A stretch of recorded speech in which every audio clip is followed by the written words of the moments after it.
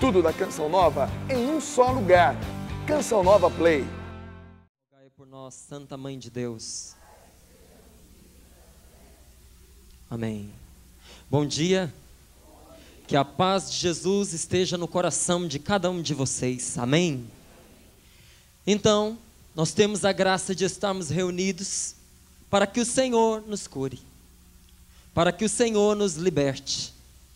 Tenho a graça de estar com vocês, fazendo a minha apresentação. Meu nome é Márcio, da comunidade Canção Nova. Já há 4 anos na comunidade, fui membro das Forças Armadas, fiquei no militarismo um bom tempo, na média de uns 4 anos.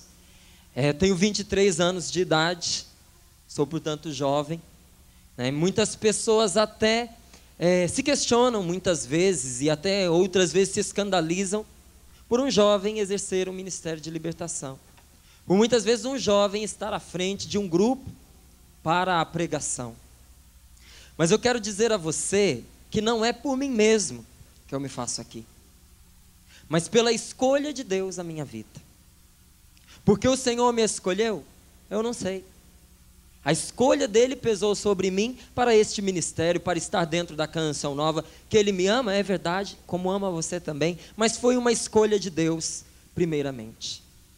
E quis o Senhor atuar também na minha vida, através do ministério de cura e libertação. Esse ministério não é nosso, não pertence a mim, não pertence a você. Esse ministério é o ministério de Jesus. É Ele quem faz a cura acontecer, porque Ele é a própria cura.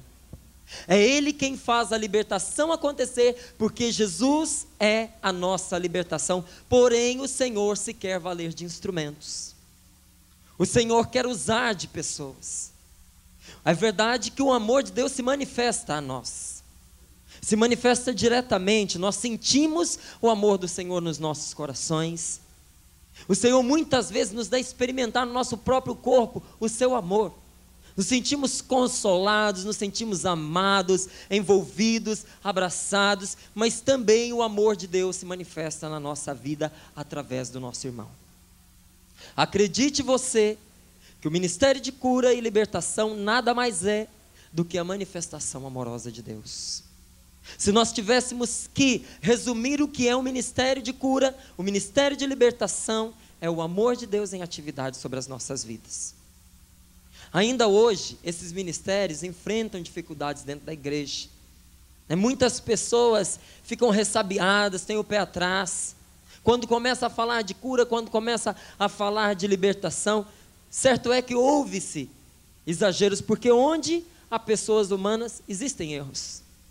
Se existe gente, existe erro ali. Mas nós não podemos, por causa de certos erros e dos erros de algumas pessoas, esvaziar o que é este ministério. Tem pessoas que têm medo do ministério de cura e de libertação.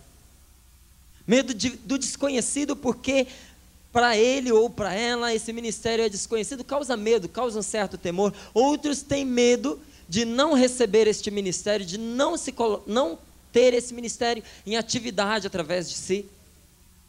Há esses medos com relação ao ministério de cura e de libertação, e por isso, certa resistência. Porém, também é verdade que Deus quer atuar no meio do seu povo através destes ministérios, independente das resistências que acontecem. Muitas vezes as pessoas até afirmam, que um ministério de cura, um ministério de libertação não é algo essencial. Que essencial é anunciar Jesus, que pregar a palavra de Deus é o essencial. De verdade nós sabemos o que é a palavra de Deus, é o próprio Deus vivo que vem até nós, é realmente fazer Deus ser conhecido. Outras afirmações, inclusive, de que é suficiente a caridade, basta a caridade e o resto é resto. Mas a caridade, na verdade, não é a manifestação do amor. E que amor é esse que não se manifesta? O amor de Deus se manifesta, meu irmão.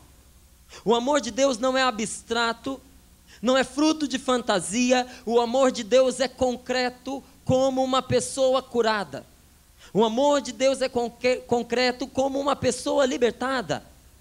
É assim o amor do nosso Senhor. A caridade é o tudo sim, Mas a caridade também se manifesta através desse ministério de cura. O próprio Jesus nos dá testemunho disso. Porque toda a vida de Jesus não foi senão curar. E muitas pessoas até questionam, mas por que será que Jesus curava? É porque ele precisava demonstrar a sua messianidade.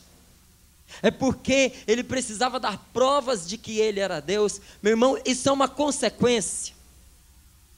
Jesus não cura para mostrar que é Deus. Porque curando ou não curando, ele continua sendo Deus do mesmo jeito. Ele cura por amor. Ele faz porque ama. Porque o reino de Deus chegou até nós, porque o Senhor nos abraça com um abraço de Pai misericordioso. É por isso que nós somos curados por Jesus. É por isso que Ele é o Deus cura, porque Ele é o amor. O amor de Deus que se encarnou e se manifestou a nós. E nós podemos perceber esse amor desde o princípio, até mesmo na criação. Quando nós voltamos ao Gênesis, nós podemos contemplar, podemos ver o que é a obra amorosa do Senhor. O amor de Deus é tão grande que Ele quis prorromper esse amor na sua criação. E todas as coisas que Deus criou foram muito boas.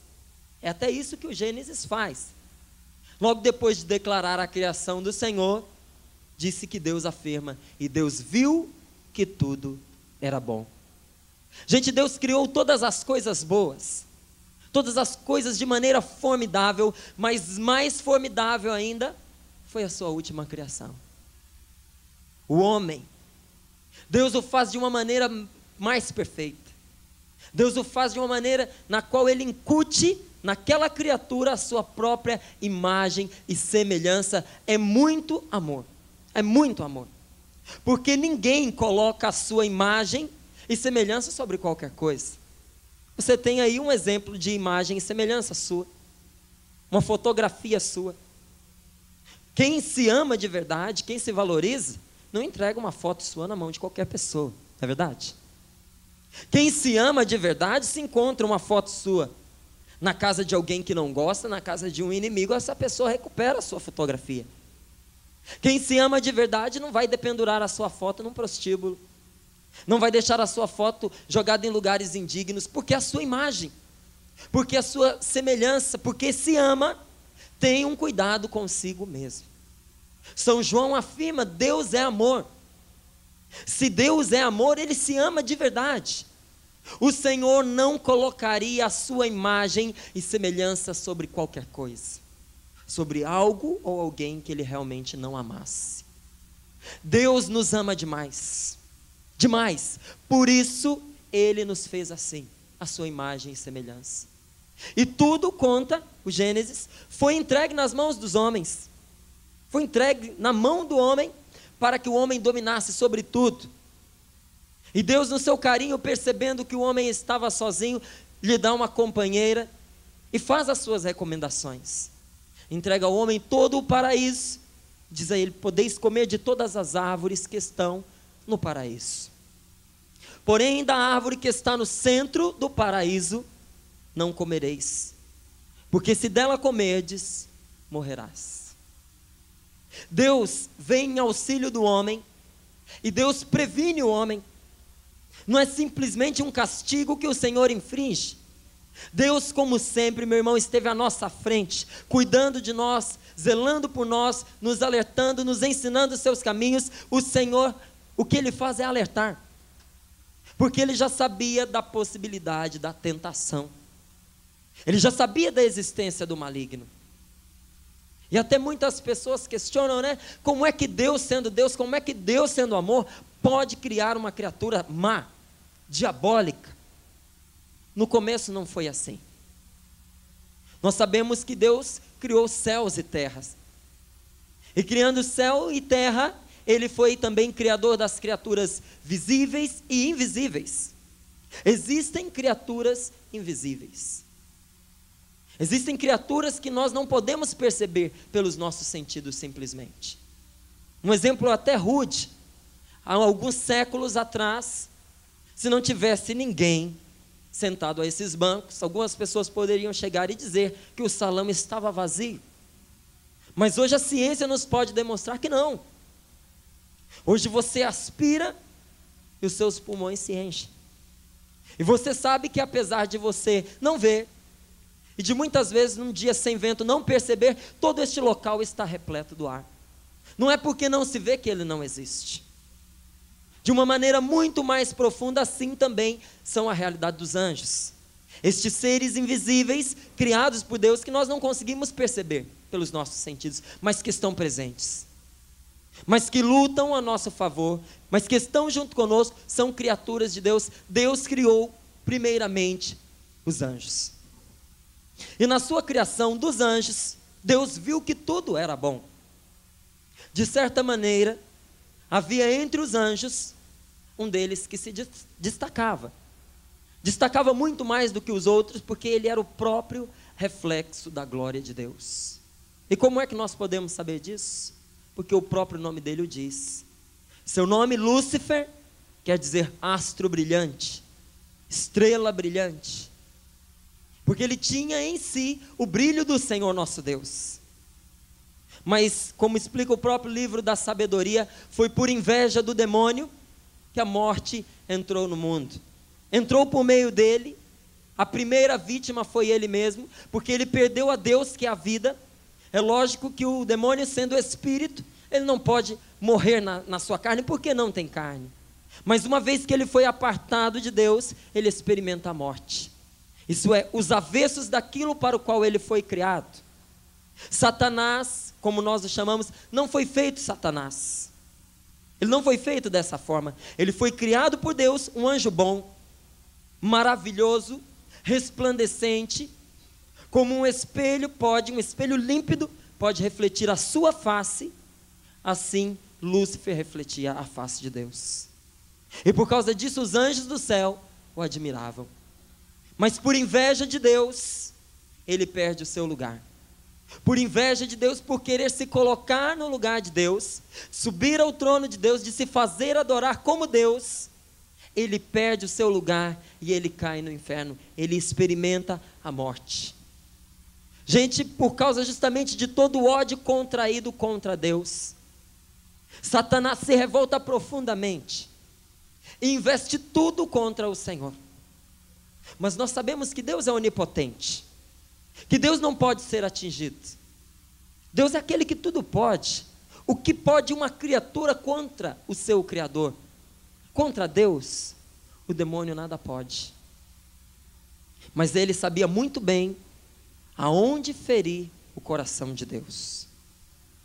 Como é terrível quando os atingidos não somos nós, mas são as pessoas que nós amamos, não é verdade? Às vezes nós passamos por cada situação humilhante da nossa vida e nós suportamos. Nós escutamos desaforos, nós fomos humilhados, nós fomos xingados, muitas vezes resistimos, experimentamos a dor, é uma dor, mas quão maior é a dor quando isso acontece com a pessoa que nós amamos e nós observamos, não é verdade? Quem é mãe, muito bem pode testemunhar isso. Toque em mim, mas não toque nos meus filhos. Foi exatamente isso que Satanás, na sua esperteza, percebeu. A Deus ele não podia alcançar, mas ele poderia alcançar os filhos de Deus. Era aí que ele ia magoar o coração de Deus, e já que ele tinha perdido o seu lugar junto de Deus, que ninguém mais por ele participaria deste lugar. Uma vez que ele perdeu contemplar a face de Deus, que ninguém mais o contemplasse. E então ele investe com todo o seu furor contra o homem e contra a mulher, e ele aparece para justamente desmentir o que Deus afirmou. E se apresentando à mulher, começa dizendo: é verdade que Deus proibiu vocês de comerem de todas as árvores que estão no centro do paraíso? Por aí você já percebe a mentira, Deus não falou isso. E Eva responde a ela: não, o Senhor nos proibiu comer da árvore que está no centro do paraíso. E a serpente diz: mas por que isso? De maneira alguma. Você acha que você comendo desta árvore você vai morrer como Deus disse? Mentira! Ele sabe que se você comer desta árvore, você será conhecedor do bem e do mal. Você terá a ciência do bem e do mal. você será como Deus, vocês serão como deuses. E Eva, porque escutou a tentação, caiu na tentação. Meu irmão, olha a gravidade do que foi apresentado. Se comerdes do fruto que está no centro do paraíso, vós sereis conhecedores do bem e do mal, tereis a ciência do bem e do mal. É experimentar. Conhecer para a palavra de Deus tem um sentido mais amplo do que nós estamos acostumados a ver, por exemplo, essa imagem de Nossa Senhora. Você tem aqui a imagem de Maria, e você contempla essa imagem. Se você até chega mais perto, você pode dizer que conhece a imagem. Sabe a cor dos olhos, o formato dos cabelos, mais ou menos a altura, as dimensões, a face de Maria. Até pode reconhecer o título de Nossa Senhora que está sobre esta imagem. E se um dia você vê esta imagem fora do capelão, você pode dizer: poxa, aquela imagem eu conheço. Porque você contemplou a perspectiva daquela imagem. Mas conhecer para a Bíblia é diferente disso que nós estamos acostumados a ver. Tem um outro sentido mais profundo. Conhecer para a Bíblia quer dizer experimentar. Por exemplo, ele conheceu a morte do seu filho. Ele experimentou, ninguém pode ver a morte. Ele experimentou a morte do filho. Ele sofreu com a morte do filho. Ele teve essa experiência. E conta-se que Nossa Senhora também era desposada com José, mas que ela não tinha conhecido ele ainda. E a própria Maria diz ao anjo: eu não conheço o homem, porque ela não havia experimentado relação sexual. Ela não havia feito a experiência. Conhecer para a palavra de Deus se traduz em fazer a experiência. Sereis conhecedores do bem e do mal, fareis a experiência do bem e do mal. A experiência do bem era novidade para Adão e Eva? De maneira alguma. Eles estavam mergulhados no sumo bem, que é Deus. Eles estavam na presença do Senhor, o Senhor passeava entre eles, no coração deles não havia maldade, já eram conhecedores do bem. A novidade estava no quê? Uma maldita novidade, mas a novidade estava no conhecimento do mal, na experiência do mal. Gente, que terrível é a experiência do mal. Existem certas serpentes cujo veneno é capaz de aniquilar com uma pessoa em 5 segundos.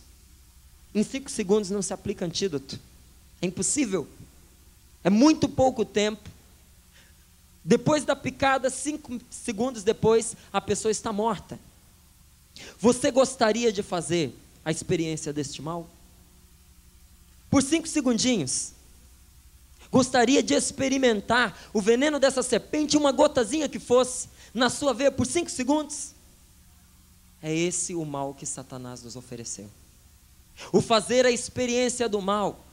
E naquele momento, a raiz de todo o mal foi incutida no coração do homem.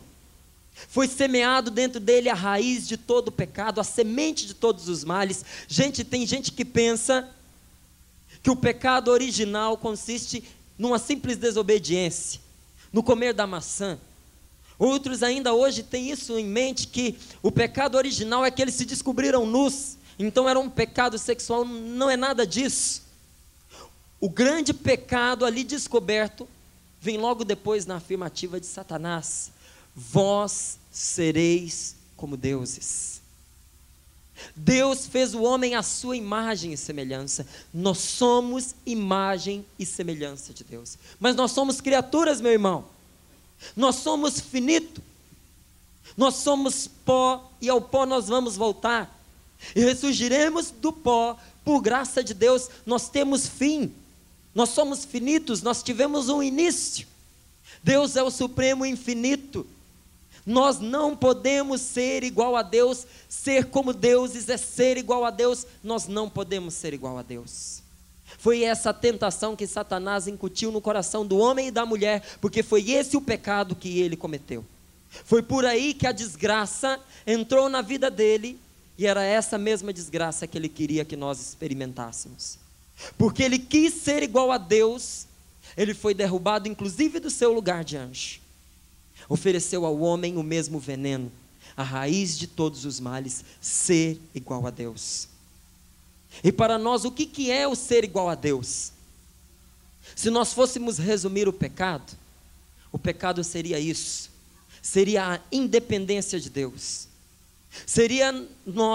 o pecado é nós preferirmos a nós mesmos a Deus, é preferirmos que os nossos planos se realizem, do que se realizem os planos de Deus, é preferir a nossa vontade, a vontade de Deus é estar em primeiro lugar, meu irmão, é amar a Deus sobre todas as coisas, não é este o mandamento? É acima de si mesmo, Deus precisa estar em primeiro lugar, querer ser como Deus é querer estar em primeiro lugar. Então o pecado vem para nos tornar autossuficientes, para nos tornar independentes de Deus, e aí nós sofremos a grande consequência deste pecado. Satanás conseguiu incutir dentro do homem o veneno que ele queria, mais fatal do que o veneno da serpente que mata em 5 segundos, porque este veneno da serpente mata o corpo, o veneno do pecado destrói a alma, é capaz de precipitar no inferno. Então o salário daquele que pecou, o próprio Senhor já havia avisado, foi a morte. Naquele momento a morte entra no mundo, e todas as suas consequências. No momento em que o homem peca, Satanás adquire poder sobre ele, adquire um certo poder sobre o homem no momento do seu pecado, porque nós entramos no território do inimigo. Até uma coisa que nós aprendemos no militarismo, e foi algo assim, um tanto quanto negativo. As pessoas diziam o seguinte: se alguém invade a sua casa, não tenha medo, você pode matar, porque é invasão de domicílio, você é amparado pela lei. Você teve dúvidas, você atira. E se por um acaso você errou, matou a pessoa fora da sua casa, arrasta para dentro da sua casa, porque assim ela constitui uma invasão de domicílio, e você nunca será indiciado por este crime. É exatamente isso que acontece no momento em que nós entramos no pecado. Quando nós nos aproximamos, nós nos tornamos alvo daquele que já foi vencido por Jesus. Nós entramos no território do inimigo. Santo Agostinho diz a respeito do maligno: este cão já está na corrente, mas o cão que está na corrente morde. Se aproxima dele e você verá. Meu irmão, é necessário manter-se longe. No momento em que o homem se aproximou, no momento em que o homem foi ferido, entrou no território do inimigo, ele foi abatido por ele. Satanás se outorga certo direito sobre o homem. E por causa disso, entra aí no mundo todas as discórdias, entra no mundo tudo aquilo que é consequência do pecado, entra no mundo as doenças, e as pessoas muitas vezes até se revoltam, né? E dizem: poxa, mas que Deus é esse tão bondoso, que cria o homem para a morte? Que Deus é esse tão bondoso que permite que as pessoas sofram? Que Deus é esse tão bondoso que, estando no meio de nós, permite que nas nossas casas nós soframos divisões, que hajam discórdias, que entre os países aconteçam guerras, que as pessoas não se entendam, que haja fome, que haja miséria? Não, gente, isso não veio de Deus. Deus não criou a morte, Deus não fez o homem para a morte. A morte entrou no mundo por causa do pecado. A morte entrou no mundo por obra de Satanás. E com ela todas as suas consequências, enfermidades e discórdias e tantas outras coisas. O problema é este: o pecado entrou no mundo, entrou no nosso coração e começou uma obra de destruição na nossa vida. Eu me lembro de um retiro que nós pregamos em São Paulo, para um aprofundamento de servos. E havia no retiro uma mulher, e essa mulher me pegou no intervalo para nós conversarmos, e havia nela uma profunda repulsa de Deus, ódio de Deus, no coração dela uma amargura tinha tomado conta, e ela não conseguia aceitar de maneira alguma a Deus, porque para ela Deus tinha criado a morte, e porque para ela Deus tinha criado a enfermidade. Na casa dela havia um pai que estava prostrado, com uma deficiência mental que fez com que ele perdesse a mobilidade de todo o corpo. Era como uma criança e a cada dia ele vai ainda perdendo mais as suas funções vitais. Ela foi obrigada a cuidar desse pai. E acredite, meu irmão, no coração daquela mulher se instalou um profundo ódio por Deus por causa da enfermidade do pai. E no momento em que eu sentei para conversar com ela, nós fomos conversar com aquela moça porque ela precisava de esclarecimento. E que nós procuramos proclamar a palavra do Senhor no momento em que foi feita justamente essa discriminação, que não era Deus quem tinha introduzido a morte no mundo, mas que tinha sido Satanás. No momento desta afirmação, aquela mulher deu um grito, levou a mão aos ouvidos, e ela disse que algo muito estranho aconteceu. Houve dentro do ouvido dela como que um estampido, e naquele momento ela se sentiu livre de todo aquele ódio, de toda aquele repulsa que ela sofria contra Deus. Aquela mulher estava oprimida. Satanás, através da tentação, estava lançando sobre o coração dela aquilo que há muito tempo ele está acostumado a fazer: a mentira. Além de ser aquele que realiza esta obra, a obra da mentira, a obra da morte, a obra da enfermidade, o bendito ainda aponta para Deus e acusa a Deus, dizendo que Deus é autor das suas obras. E havia colocado no coração daquela mulher uma profunda mágoa contra Deus. Como é que aquela mulher poderia experimentar o Senhor? Como é que ela poderia abrir o seu coração para receber o amor de Deus? Para se encontrar com a salvação que está em Jesus? Isso não aconteceria se o Senhor naquele dia não a tivesse libertado. É algo incrível, algo que aconteceu assim. Não é por passe de mágica, não é por nada disso. É simplesmente porque a palavra do nosso Senhor é libertação para o nosso coração, é cura para a nossa vida. Porém, nem tudo tem diretamente causa no maligno, causa no demônio. Existem certas doenças, existem certos vícios que entram na nossa vida, e até mesmo a morte, quando muitas vezes nós sofremos, que provém do abuso da nossa liberdade. E como nós abusamos da nossa liberdade, meu irmão? Nós fomos feitos livres por Deus. Nós podemos escolher o nosso caminho. Até o Eclesiástico diz, né? O Senhor mesmo falando ao povo: coloco diante de ti 2 caminhos, a água e o fogo, o bem e o mal. Escolhe um e segue por ele. Deus nos coloca diante dos nossos olhos a liberdade. Nós fomos feitos livres. Eu digo a você, se tem alguém que respeita a nossa liberdade, esse alguém é o Senhor. Como Deus nos respeita.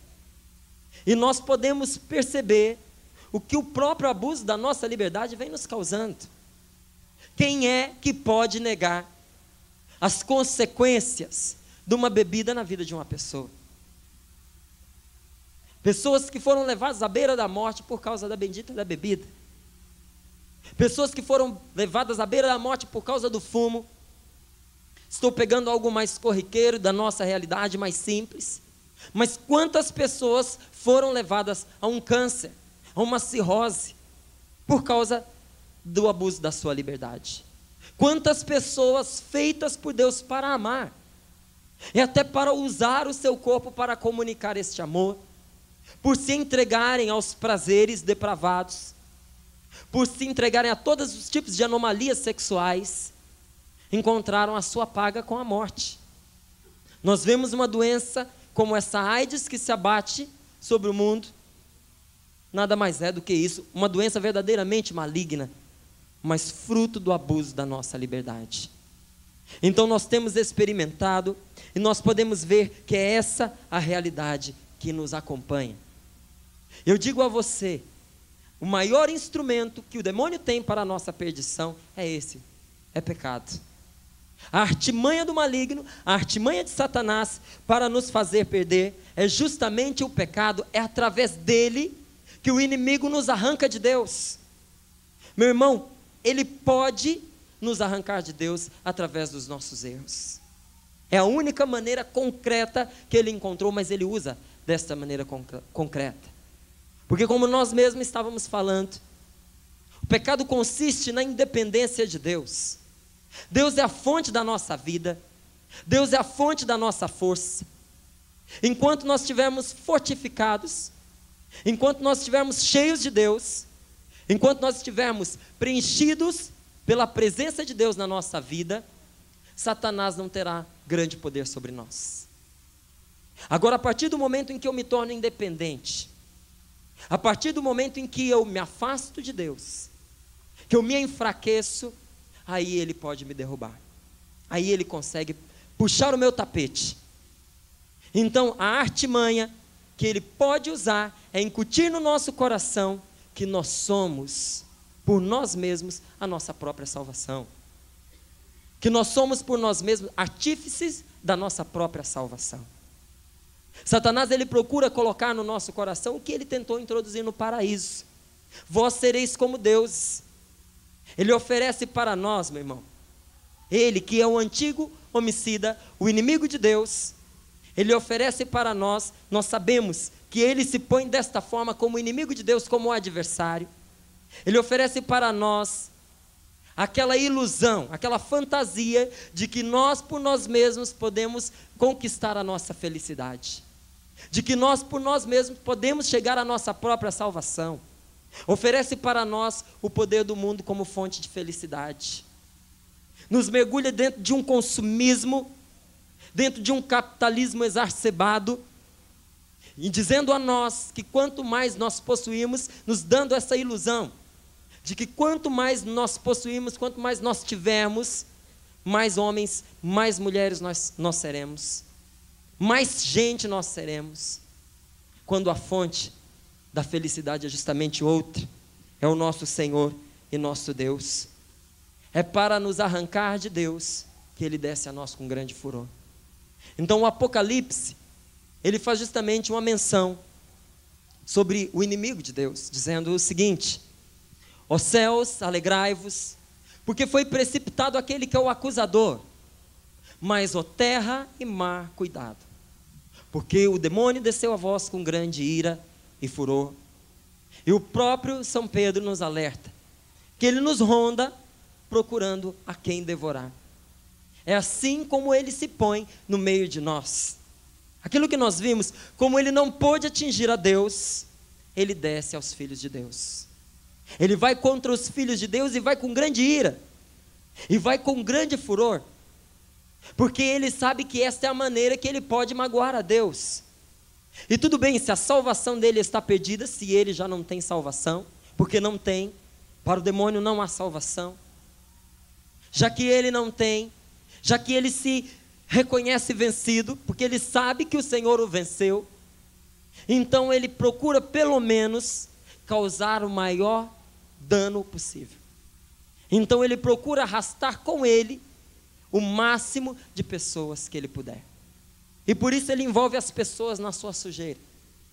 Porque nós sabemos que o nosso Deus se manifestará para varrer mesmo o nosso mundo, para limpá-lo de toda a iniquidade que infelizmente estiver a tal ponto envolvido nesta sujeira, de não poder se livrar, de não poder se desagarrar dessa sujeira, é varrido junto. É isso que ele quer, que já que ele faz parte da sujeira, envolva os filhos de Deus na sujeira, para que os filhos de Deus sejam varridos juntos. Jesus tem o maior carinho para conosco, quando ele resolve nos alertar a respeito dele. É o próprio Jesus quem nos fala que ele é assassino, que ele é antigo homicida. Quando os fariseus planejavam matar Jesus, Jesus desmascara a obra deles e diz: vós procurais fazer a obra do vosso pai. O vosso pai é o demônio. Vós procurais tirar a minha vida, então fazeis a obra do vosso pai. Porque o vosso pai, o demônio, Satanás, ele é homicida desde o princípio.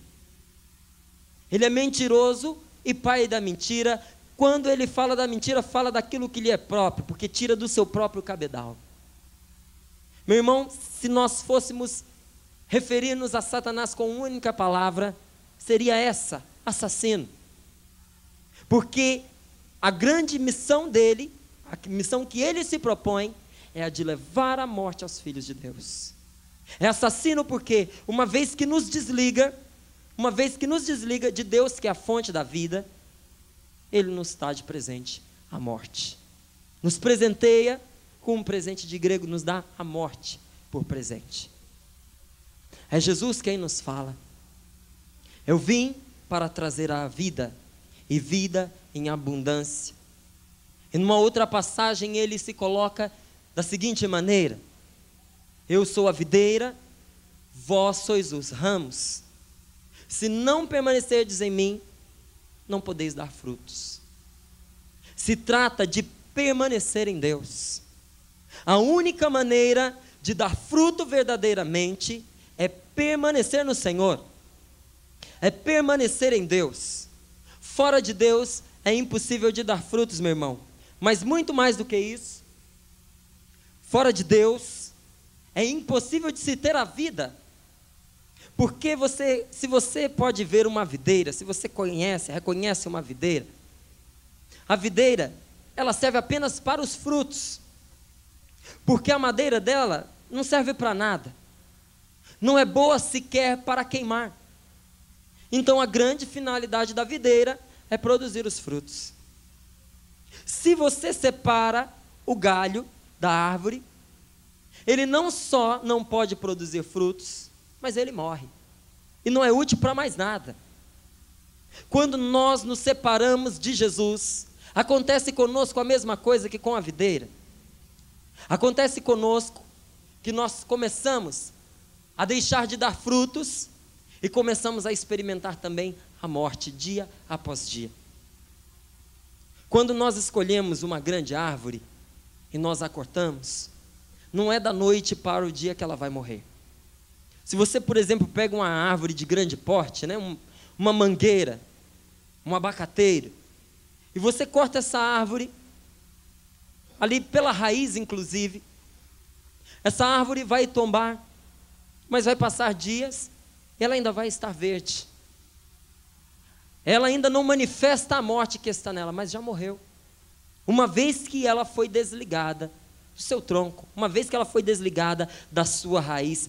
Isso acontece com aqueles que se têm como deuses, que se põem independentes do Senhor, que preferem os seus caminhos aos caminhos de Deus, que preferem a sua vontade à vontade de Deus. Essas pessoas, o que acontece com ela? Acontece o que acontece com o ramo separado da videira. Mas dia menos dia vai secar. Hoje é preciso, meu irmão, nós voltarmos à videira. O primeiro ponto para a nossa libertação é voltarmos a Jesus, é voltarmos à videira, é reconhecer que por nós mesmos nós nada podemos, é reconhecer que toda a salvação vem de Deus. O Senhor é quem nos diz: não há outro nome dado aos homens pelo qual nós possamos ser salvos. Não é pelo seu próprio esforço, não é pelo seu próprio nome, não é pela sua bondade, é por Jesus que nos vem a salvação. Fora de Jesus não existe caminho, fora de Jesus não existe salvação, meu irmão. Então eu digo a você, se o pecado te desligou da videira que é Jesus, é momento de nos religarmos. E como é que pode acontecer este religamento? Se desliga de tudo aquilo que te desliga de Deus. Se desliga de tudo aquilo que te desliga de Deus. Se hoje o pecado está enraizado dentro do seu coração, é preciso que o próprio Jesus venha e com a sua mão poderosa, porque é Ele o libertador, Ele venha a dar a você toda a libertação da qual você necessita. É necessário que, se o galho estava cortado da videira, pela mão do próprio Senhor, este galho seja novamente enxertado na videira, para que a sua vida seja vida verdadeira, para que a morte abandone você. E como é que essa morte acaba entrando na nossa vida? E como é que o pecado acaba entrando no nosso coração? Deus tem misericórdia de nós porque Ele nos vê na nossa fraqueza. Ele nos vê na nossa miséria. E Deus sabe que o homem não busca o mal pelo mal. Na verdade, muitas vezes o homem busca o mal querendo um bem imediato. Busca um bem aparente que está disfarçado de mal. Por isso que no centro do paraíso havia uma árvore, e diz Eva, a árvore era apetitosa. O fruto parecia saboroso. E parecia abrir realmente para o conhecimento. Então o que Eva faz? Toma do fruto porque foi enganada. O que o inimigo apresenta para nós é sempre muito sedutor. Tem cara de belo, tem cara de vida, mas no fundo está envenenado, é engano. Por isso Jesus fala dele, ele é mentiroso e pai da mentira. Satanás é pai da mentira. Quando ele fala de mentira, ele fala do que é próprio. E ele conhece muito bem a nossa natureza. Se tem algo do qual os anjos foram bem dotados, é de uma extrema inteligência. Os anjos, nos quais se incluem os demônios, porque os demônios nada mais são do que anjos decaídos, mas a sua natureza é essa, de espíritos. Então ainda possuem aqueles dons, aqueles talentos que Deus lhes deu. E o que eles têm, de uma maneira sobrenatural e fortíssima, é uma inteligência aguçadíssima e uma forte vontade. Um anjo, porque é um espírito, não tem as mesmas limitações que nós temos. Por exemplo, nós podemos estar apenas em um lugar, eles não. Um anjo pode se mover com a força de um pensamento, porque ele é um espírito. Então, guardar para ele conhecimento é coisa simples. Coisa simplicíssima. Saiba você que é isso que ele vive. O inimigo conhece muito bem a nossa natureza. Sabe muito bem as nossas feridas. Sabe muito bem os nossos defeitos, as nossas fraquezas. E porque nos conhece bem, sabe bem como nos enganar. Porque ele sabe que no homem há uma grande necessidade de Deus. É por aí que ele começa o seu engano. Me lembro que quando eu estudava filosofia, eu escutei uma história que o professor narrava o seguinte: um homem profundamente descrente, ateu, quis provar que Deus era uma enculturação, era algo que a sociedade colocava no coração das pessoas, que de tanto ouvir falar em Deus, isso ficava de tal forma incutido naquelas pessoas, que se tornava até espontâneo, que parecia inclusive natural. Então ele fez uma experiência, ele se retirou, e consigo ele levou uma criança recém-nascida para criar. Ele fez uma adoção. E ele privou essa criança de todo o contato com a sociedade exterior. E ele reservou o contato com essas crianças de apenas algumas pessoas.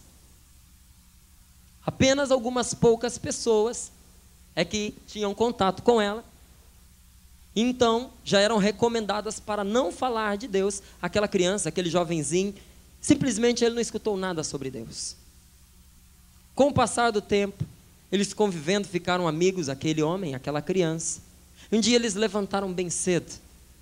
Cedinho, se encaminharam para um lago que havia perto do sítio onde eles estavam. E chegando no lago, a água estava bem parada. Aquela criança contemplou a face dela no reflexo da água. E no momento em que ele viu, que ele se contemplou na água, ele percebeu como ele era uma obra maravilhosa. Naquele momento, sem dizer uma palavra, ele levantou as mãos para o céu. Naquele exato momento, aquele homem sofreu uma conversão. Ele descobriu que Deus está para muito além dos conceitos de uma sociedade. E descobriu que o homem é um ser profundamente religioso, espiritual, e que tem desejo, que tem anseio, e que tem fome de Deus. Gente, como o nosso povo tem fome de Deus.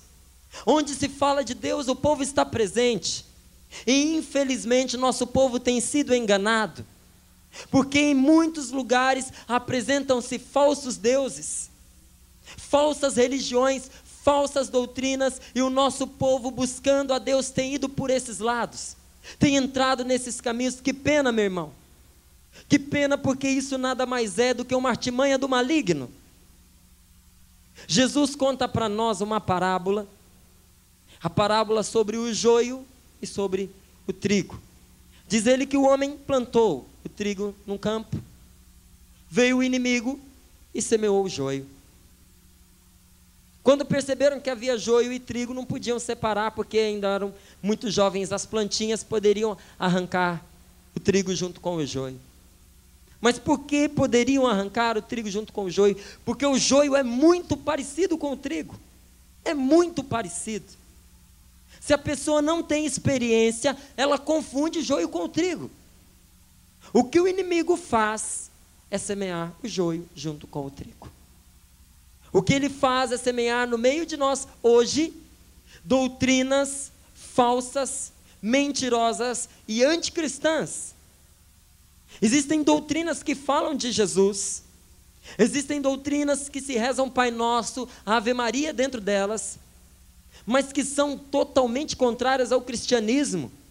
Para ser cristão não basta falar no nome de Jesus, meu irmão, é preciso viver como Jesus viveu. Até tem certos cristãos que dizem isso, né? Não, essa é a minha maneira de ser católico, não, essa é a minha maneira de ser cristão. Eu falei, que maneira é essa? Porque para mim só existe uma maneira de ser cristão, e essa maneira é a maneira de Jesus. Existe outra? Não existe outra maneira. A única maneira de ser cristão é a maneira de Jesus. Ou se é cristão a maneira de Jesus, ou não se é cristão, ou não se é cristão.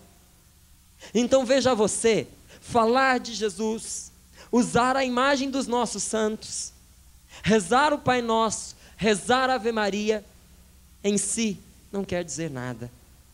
Por aí está cheio de lugares assim, é joio no meio do trigo, e por causa disso, porque o nosso povo muitas vezes não tem a experiência em separar o joio do trigo, acha que é tudo a mesma coisa e vai. E quantos comprometimentos físicos, quantos comprometimentos morais, quantos comprometimentos espirituais, verdadeiras desgraças, meu irmão. Quando eu comecei na minha caminhada, eu me lembro que algo que me fascinou profundamente foi o ministério de cura. Entrando num aprofundamento que pude fazer em Brasília ainda, estava lá o padre Schuster a ministrar este aprofundamento, e eu vi Deus realizando grandes graças, como graças de cura. Me apaixonei profundamente, e comecei a estudar sobre o ministério de cura.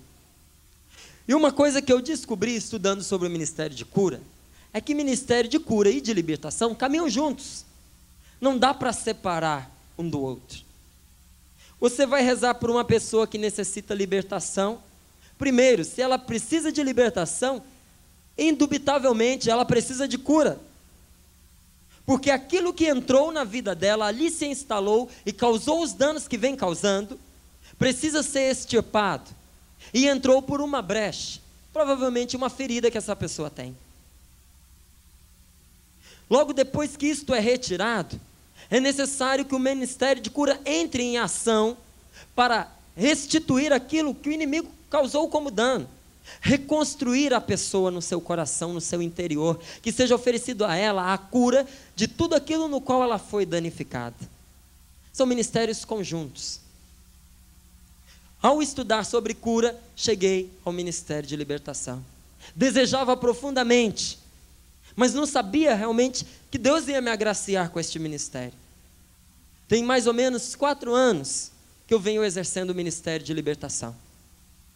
De maneira concreta, eu comecei esse ministério dentro da Canção Nova. Então eu falo para você, não do que me disseram, eu falo para você do que eu vejo dia a dia. Olha, não existe maior causa de opressão na vida das pessoas do que as falsas religiões. É só elas? Não, não são só elas, mas é a principal. Eu acredito que nesses 4 anos, eu atendi média de mais ou menos 100 casos graves de opressão maligna, de pessoas terem manifestações, de pessoas estarem mesmo sobre o poder do inimigo. E de esses mais ou menos 100 casos, os mais graves, 80% foi por causa de falsas religiões. De pessoas que embrenharam por caminhos de espiritismo, por pessoas que embrenharam pelo esoterismo, e por tudo aquilo, entre aspas, que se denomina ocultismo. Está aí uma das enganações do inimigo. Ele precisa oferecer a nós algo que satisfaça a nossa expectativa. Qual é a nossa expectativa? Encontrar-nos com Deus. Esse vazio que existe dentro de nós, nós sabemos, precisa ser preenchido pelo Senhor. Nós temos esta consciência. Ele precisa nos oferecer algo que se assemelhe ao que Deus nos oferece. Deus nos oferece uma religião que nos religa com Ele. Ele precisa nos oferecer algo semelhante para nos enganar, que seja joio.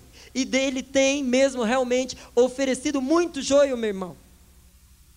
Em tudo aquilo que se denomina ocultismo, eu digo a você, não há nada que pertença a Deus, porque Deus já se manifestou, porque Deus já mostrou a sua face, Deus se revelou em Jesus Cristo, Deus não está oculto.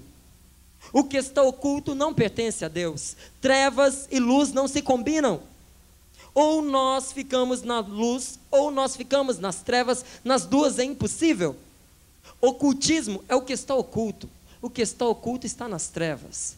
Quem entra pelo caminho do ocultismo é como uma pessoa que, chegando numa casa em construção, ou uma casa muito velha, até melhor esse exemplo, uma pessoa que, chegando numa casa muito velha, muito antiga, até mesmo tomada de bichos pelas paredes, encontrando um buraco na parede, enfia a mão ali dentro.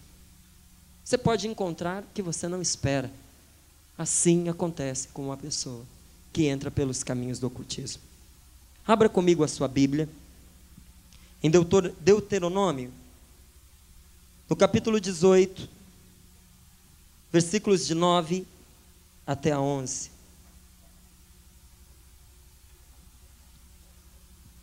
Deuteronômio 18, versículos de 9 a 11.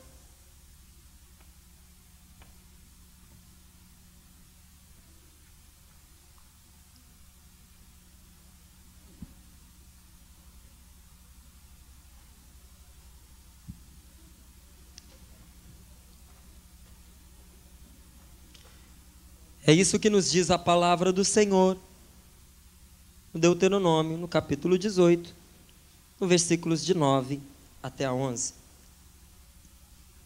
Quando tiveres entrado na terra que te dá o Senhor, teu Deus, não aprenderás a agir de modo abominável como agem aquelas nações.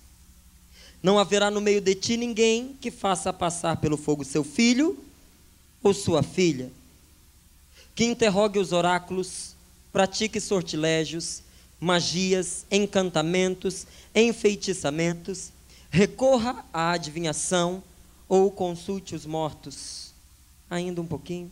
Todo homem que assim proceder é uma abominação para o Senhor. E é por causa de tais abominações que o Senhor teu Deus desapossa as nações diante de ti. Serás perfeito na adesão ao Senhor teu Deus. Palavra do Senhor. Então, com o joio e o trigo, o que é que o inimigo nos oferece? Os caminhos que ele apresenta como caminhos de felicidade. Primeiro, falsos caminhos. Caminhos de materialismo, de consumismo, de humanismo sem Deus, de falsos ídolos, meu irmão, de ocultismo, de esoterismo, de magia, de satanismo.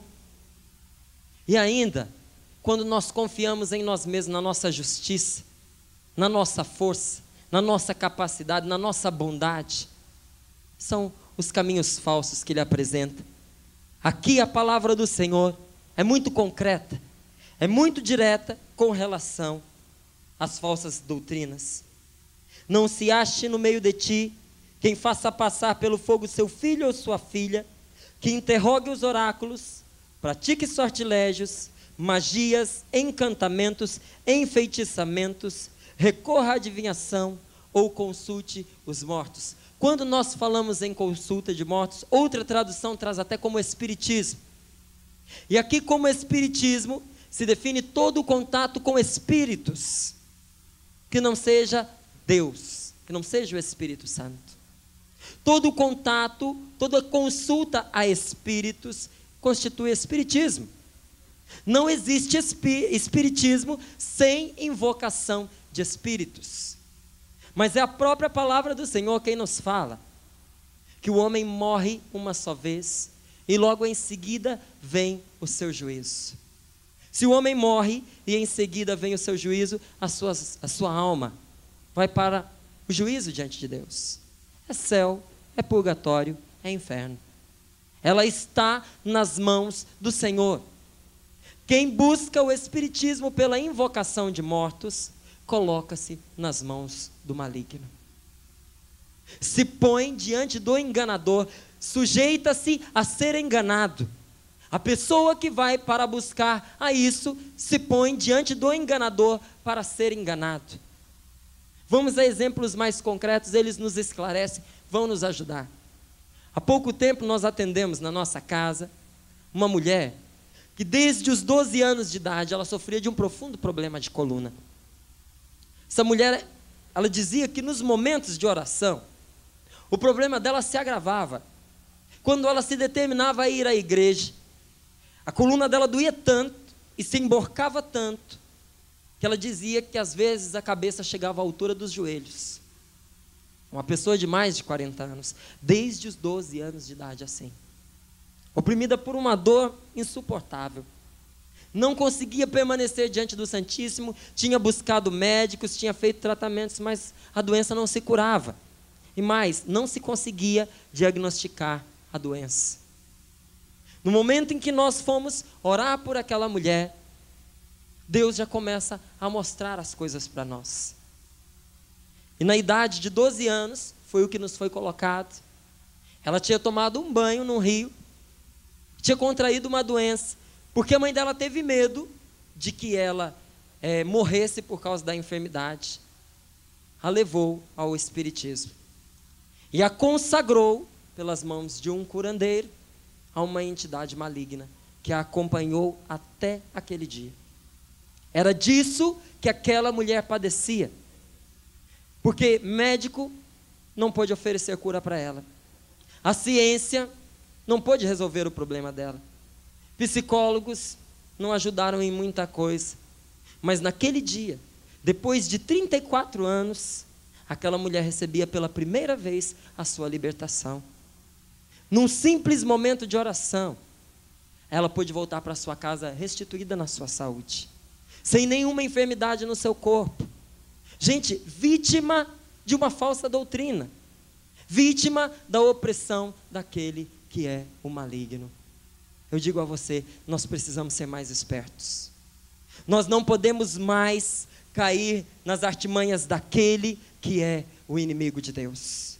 E por causa de toda a opressão que o seu povo tem sofrido, o Senhor nosso Deus, no seu infinito amor, resolve nos dar a sua salvação. A sua intervenção divina para a cura do nosso coração e para a nossa libertação. Eu digo a você, grande foi a obra que Deus realizou ao nos dar o seu Filho Jesus. É São João quem nos diz, foi para destruir as obras do diabo que Cristo se manifestou. Foi para isso, meu irmão, para resgatar os oprimidos, para curar aqueles que são enfermos. Eu digo a você, Jesus que está no meio de nós, Ele tem por missão realizar a nossa cura e a nossa salvação. Nós somos felizardos de nós podermos estar aqui, de até podermos ouvirmos tudo isso, foi para nosso esclarecimento. Mas eu digo a você, o bom de tudo isso é que o nosso Senhor é a nossa salvação. Está no meio de nós agora e pode nos trazer a libertação de todo o comprometimento espiritual que vivemos com o pecado e que vivemos com toda a falsa religião. Por isso eu convido você agora a ficar de pé um minutinho. para que nós possamos rezar.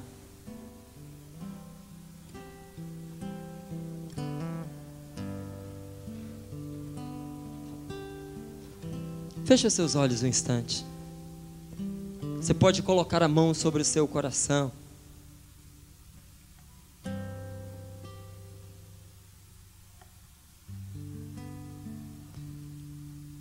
E eu quero que você pense em Jesus agora. Até mesmo escutar todas essas coisas acaba sendo um pouco pesado para nós. Pesa no nosso coração.